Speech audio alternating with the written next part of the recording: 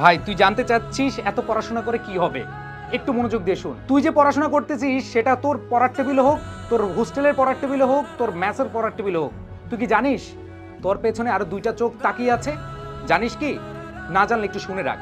তুই পড়াশোনা করতেছিস, তোর বাবা মায়ের দুইটা দুইটা চারটা চোখ তোর দিকে তাকিয়ে আছে তাদের স্বপ্ন পূরণ করার।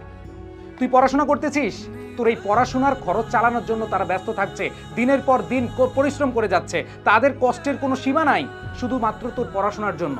তুই পড়াশোনা করতেছিস, তারা অধীর আগ্রহে বসে আছে কবে তোর প্রতিবেশীকে, তার কাছের মানুষগুলোকে বুক ফিলিয়ে বলবে যে আমার ছেলে আমার মেয়ে ভালো রেজাল্ট করেছে। তুই পড়াশোনা করছিস, তোর বাবা মা দুই হাত তুলে অজরে কাঁদতেছে আল্লাহর কাছে যেন তুই ভালো রেজাল্ট করতে পারিস। ভাই আর কি চাস? বাবা মাকে খুশি করার জন্য হলেও আপাতত পড়াশোনা কর। তারা যে তোর প্রতি বিশ্বাস করে এত এত কিছু করছে, তুই বিশ্বাসের মূল্যটা রাখার জন্য একটু পড়াশোনা করিস, ফাঁকি দিস না। বাবা মা এত কষ্ট